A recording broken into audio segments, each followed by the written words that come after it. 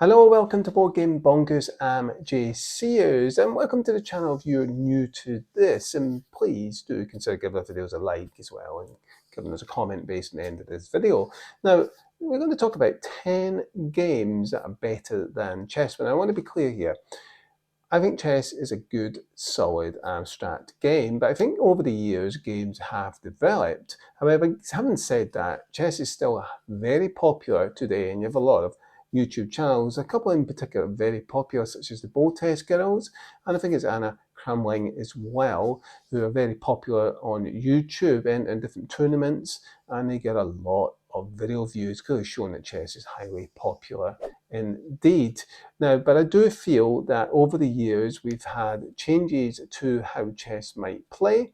However, the original is still a classic, but board games have evolved over the years, and I think there are a lot of more board games out there that have that chess feel but have very different strategic elements to them, and I've got different ways in how they play. And I think if you like chess, you'll like this list as well, and you're a big fan of top 10s, well, stick around and see what you think. Now, before we kick into this video, please do consider subscribing if you haven't already done so, and please do consider giving our videos a like as well as commenting down below, because comments do help the algorithm recognize that this video is popular and will let others know as well to watch it if they're of any interest to them. So let's get to our list, starting with our number 10, starting off with Corridor. And Corridor is quite an abstract game, as all of these games are to some extent. And in Corridor, it's quite a simple way in how it plays. Now, each turn you'll either move your pawn or strategically place a wall to influence the path that your pawn takes, as well as your opponent. Now, while you can strategically impede your opponent's progress, with the wall placement, you can actually block them. So you're trying to work out the path that you can take as the quickest and, well, the longest path that your opponent has got to take, and trying to outmaneuver them and navigate your pawn to the far side of the board to try and win. It's quite an interesting game, very abstract. What's that? No, go away. It's a very interesting game. It's very abstract, but it is quite interesting. It's also like a race, it feels like, to get from one end to the other. It's probably the least likely feel of chess than all of them. But if you like chess, I think you might quite like this, because it has a very different feel to it. It still has that bit of abstract and a bit of strategy and placement of where you place these walls, although a lot more streamlined than chess. So our number 9 then is Quickle. And Quickle's very popular. It's on a lot of different board game stores and online. In Quickle, what you'll be doing is each player receives 6 blocks, and then starting player, whoever that may be, will lay down blocks that share a common attribute. So that might be the colour, the shape, for example, but not both. So you'll be selecting one. And then subsequent players, what they'll be doing is adding blocks adjacent to the existing ones, creating lines that match either in colour or shape without repeating any blocks. So it's really difficult. Sometimes you're working out where do I place this in which line. Now, the player will keep progressing until the bag's empty. Now, scoring is a little bit tricky because it's based on the number of blocks played in a turn, along with all the adjacent blocks that contribute to a particular line. And a single block can potentially score a lot of points in very different ways and directions.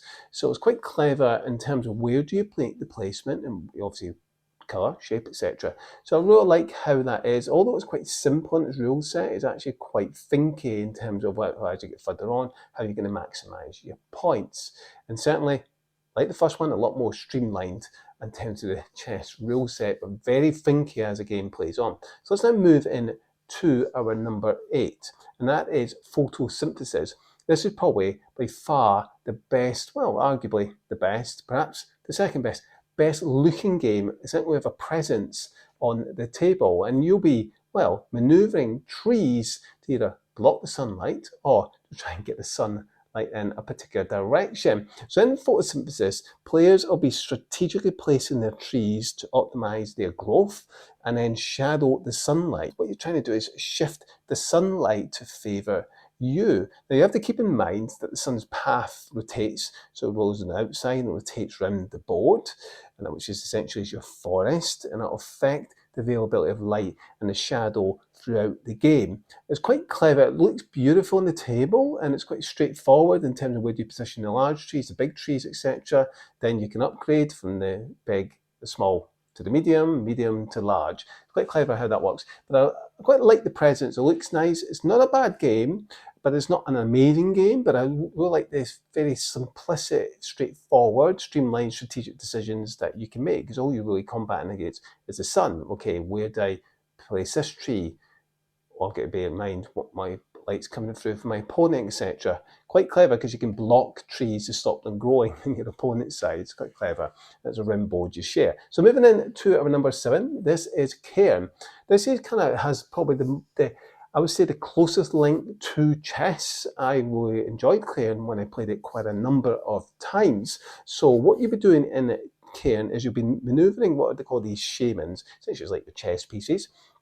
You'll have a very small amount of them, and you'll be moving them across in this very small, tight play area, a little bit smaller than a chessboard, and you'll be trying to banish your rival shamans by, obviously, working out how you're going to move them, and then using these movement tokens that are on the side of the board to determine what type of movement you make, to then try and, obviously, like chess, capture your opponents, and which then they come off the board. They can't bring them back on unless they're banished. Now you can construct maglyphs as well. Maglyphs give you these special tiles that are placed on the board, and it gives you these special abilities. Really cool indeed, but your opponents can use those as well. This has certainly a very similar feel in some ways to chess, and it's certainly very tactile in trying to work out how you maneuver. I think sometimes it can be frustrating because you only have a very small number of pieces. Think about it towards the end of a game of chess, and you've got the same pieces, and you can spend quite a while trying to maneuver and tactile your way through to capture or banish your opponents. I forgot what they're called, the pieces. I liked it. I thought it was a cool little game. It's certainly worth checking out. If you like chess, I think you might enjoy this. Let's move in to our number 8 then, and this is Paris. Now what you'll be doing is constructing, this was a city, the best looking city if you like. So in Paris, players will be competing to create this city, and by placing these tiles down, try and construct your buildings, which are the tiles. So the game has 2 distinct phases. So the first, players will choose between placing tiles to expand their city grid, or bolster the reserves by obviously getting more buildings ready to place down. Now, during the second phase, players will build on the designated colour spaces or the mixed colour zones, so you've got a choice of where you place your tiles. You'll be aiming to position your buildings in proximity to the street lights, which essentially is points. So it's quite interesting in how this has a very similar feel to some of the other games on this list, but it also incorporates a theme, and it's quite clever how they've done that. So let's now move in to our number 5, and that is Hive. Now, in Hive, this has quite an interesting feel to it because there's no board, and what you'll be doing is first player will just place a tile down. What you'll be trying to do is capture the queen, the opponent's queen. So you'll be trying to form these patterns, which will then evolve into your player board, essentially as a shared player board, and then you'll be trying to strategically place your pieces to capture your queen, or the opponent's queen, and stop them capturing your queen. It's quite interesting. It has that chessy feel to it, where you're tactically manoeuvring where they go, where do I place it? They place it this side, that side. Quite an interesting game. Good thing about it is it's actually got pocket size where you can actually take it in your travels as well. So let's now move into our number 4, and this is Onitama. Onitama is very popular, and again has a very similar chessy feel to it. So each player has 2 open cards that they've got, that each display a possible move for any of your pieces. Now there's a 5th card that can't be used by either player yet. So on your turn, what you'll be doing is you'll be choosing one of your cards. Now you move one of your pieces according to the card you've chosen, and then you replace that card with the 5th card. So the other player then chooses one of their cards and then moves accordingly, and then exchanges that card with their 5th card, which of course is the card, the first player just used. So it's quite interesting in how the cards swap. So you're trying to work out, well, I don't want them having that card yet, I want them to have that card later. It's quite interesting. And then what you'll be doing is moving you'll be moving on to one of the opponent's pawns, and when you do that, it removes that pawn from the game. So that's essentially what you're trying to do, is take the opponent's main pawn, or move your main pawn to the opponent's starting space, which will win you the game. So it certainly has that chessy feel, again, very abstract. So let's move in to our number 3 then, and this is Santorini. This certainly has a theme to it. They're trying to put a theme into it, probably very similar to how they've done past, but this has a freezy element to it, which is quite cool indeed. So Santorini, what you'll be doing is first you'll be strategically maneuvering one of your builders across the board, and you'll be navigating the neighbouring spaces by moving on the same level, either ascending one level or descending any number of levels.